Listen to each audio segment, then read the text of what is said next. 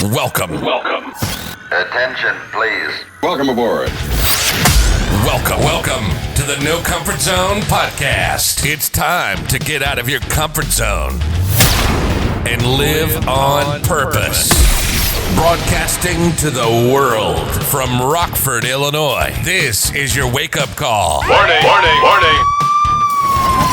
You are the solutions to all your problems.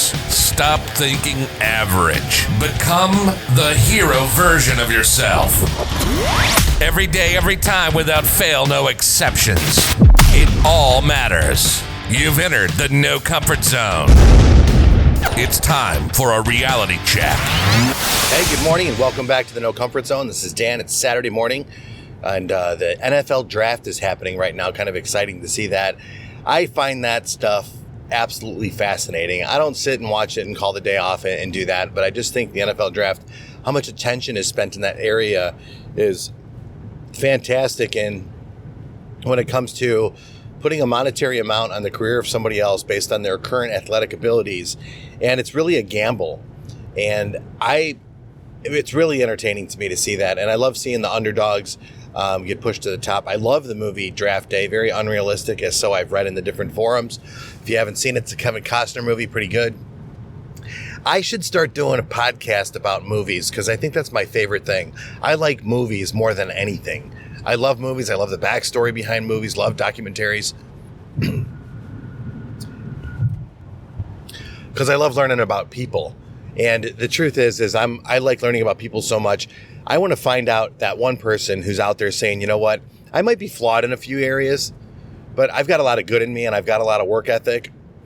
And what I want to do is I want to accomplish big things in my life. That's the person that I'm looking for that I want to work with.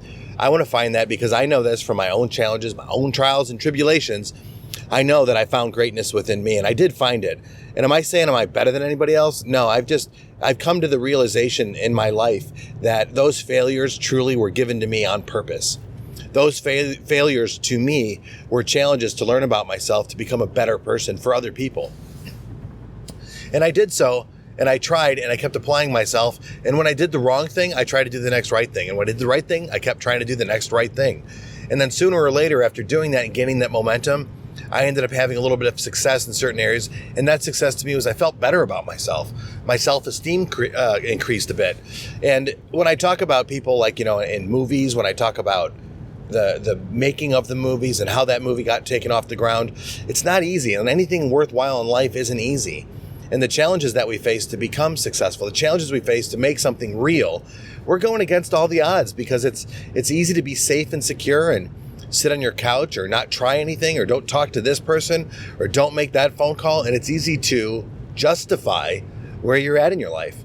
And that's what I was doing the majority of my life. And I've had successes. I felt pretty good about where I was at. But I didn't feel good about me. I didn't feel good on the inside. I remember speaking to a whole bunch of people in Las Vegas, and as I'm going through my motivational and inspirational talk about sales and salesmanship and dealing with adversity in sales and conquering and these huge wins that I had and teaching people methods and methodologies and process and systems and mindset, as I'm going over all of this and speaking to the crowd, and I looked amazing and it was just great. The energy was great. Everyone was engaged and everyone was drawn in, but I was an absolute utter phony. And the reason I say that is because right after those events, when I would do them, I would drink way too much celebrating, because if you've ever been on stage and talked to a bunch of people, there can be a high associated with that. Then I would go out and I'm not justifying that's why I did it, but some people do better things. And I didn't really connect with my audience. I was always looking for the next one, which girl I was going to hook up with. And it was a real bad time in my life because I had such low self-esteem. And I was willing to share that low self-esteem with just about anybody. And I felt terrible at myself, and I was making money and I was doing well. But at the end, I was a fraud. I was not the person I wanted to be. I wasn't my dad's son. Let's put it that way. And when reality hit me, and I remember I went back to my room and I was living in this 5-bedroom house in Las Vegas, and it was beautiful, and it was like the ultimate bachelor pad, if you will. And, I had the place to myself. And I got to a point where I just looked around and I'm like, anybody else would say that, man, you are really successful. You're a motivational sales training manager, a speaker. You got great clients. People are flying in to come and see you. Life is great for you. And yeah, but I'm not seeing my kids. I'm living the Las Vegas nightlife, which is pretty aggressive. And yeah, I've got money, but I'm not doing what I'm supposed to do with it. And the truth be told is I wasn't even paying my taxes. So that was a reality that hit me on later on in life. And I'm taking antidepressants. I'm drinking like a fish. And I didn't like who I was. And then I remember I got to a point where I'm sitting in the kitchen floor, pills all over the place.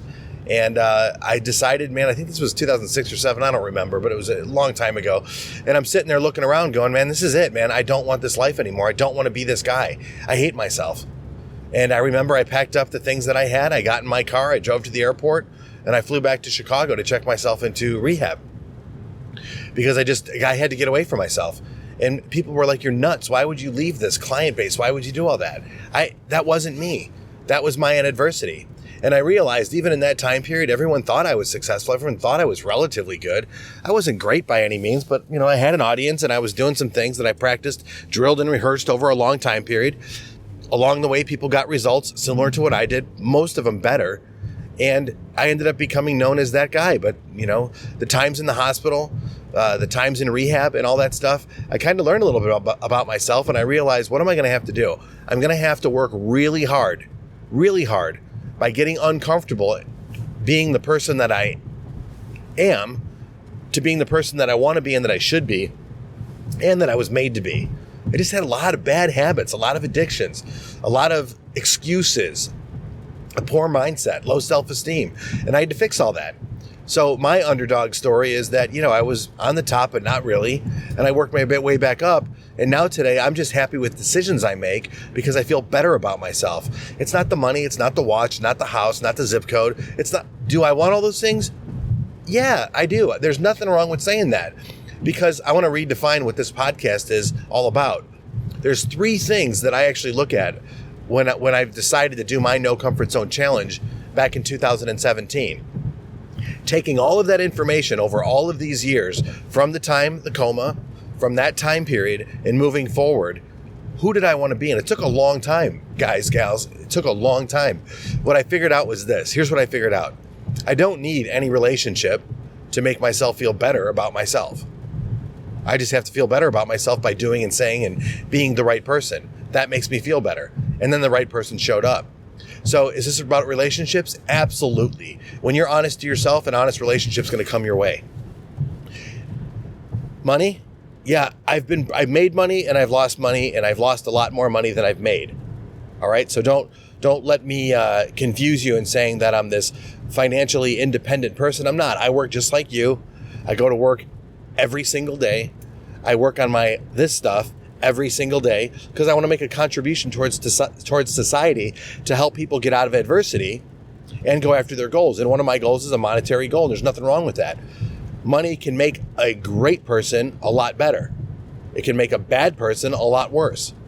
I think I'm a better person and I want to do things with that money that, quite frankly, will impact society. Those are the things that I want. And I do want to be financially free and I'm working towards it. So is this podcast about your finances? Absolutely. Is it about wealth? Absolutely it is. So now you've got your relationships, you got your wealth, but it's also about health too, because mental health is a huge part of your overall health.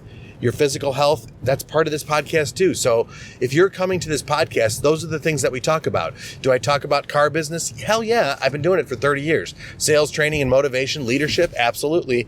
I have the skill sets in those areas to help people become better leaders. I help followers become better followers. I help people that need to produce for a living through communication. I help them become better.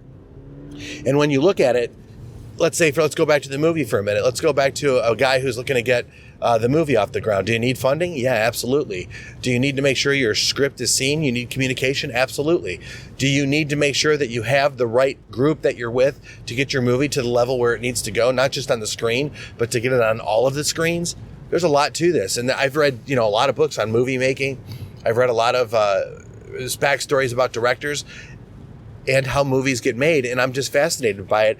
And this is your life. Your life is a movie. So you have adversity. I want to know about that adversity, and I want to figure out how do we get you to become the superstar of your own movie.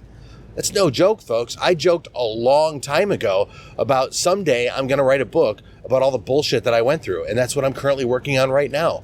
Is anybody going to read it? I don't know, but it's something I've wanted to do because I want to talk about these lessons that I've learned from the person that I was born to the person that I became and everything that happened in between.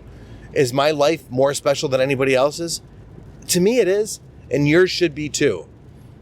I find it fascinating that as a society, we put very little value on ourselves, and we put so much value on people of influence just because they have so many more likes, or they're beautiful, or they represent a good product, or they're a good athlete, or they're a movie star, and we put all of our information and we create that celebrity with them, and that's great. Elvis, phenomenal.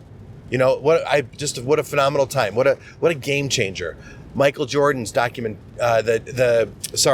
Last Dance, I think is what it's called, is currently playing right now. I think it's fascinating to learn about the story and what happened about the Bulls, the people that interact. What about you in your life? Maybe, just maybe, right now is the time to start thinking about, do you want more money in your life? Do you want wealth? Well, you can get that through communication, and that's what we talk about here. Do you want a better relationship? Through communication, we can talk about how you can get into a better relationship. Better health? Yeah, we can talk about things to do that are going to be better. Not certified in anything, but we can talk about that in the space. So if you let me know what challenges you have, let's write your story where you become the hero in the movie that we're creating, your script. Let's change it now. Let's go to the no comfort zone. Let's look at it and say, you know what, if I knew I couldn't fail, what would I do? I'm overweight, I'm broke, and I'm lonely. Those are the things I want to change in my life. How do you do that?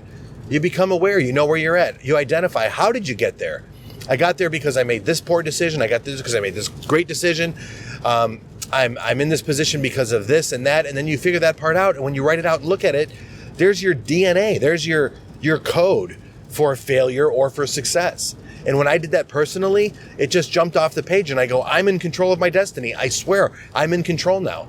Then I could just decide, what do I really want? What do I really want? And it becomes magical because things start to show up when you take action.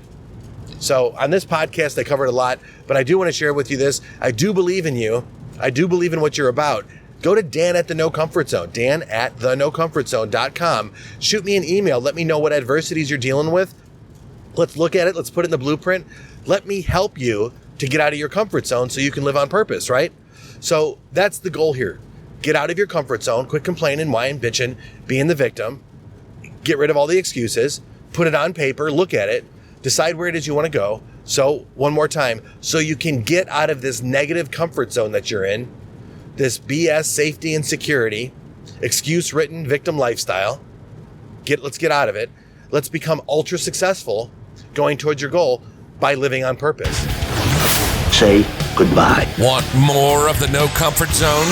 You can follow Dan on Instagram and Twitter at No Comfort Zone 1. Bye. Or on the web at thenocomfortzone.com. Bye-bye. Bye-bye. Thanks for listening to the No Comfort Zone podcast. Bye-bye. Bye-bye.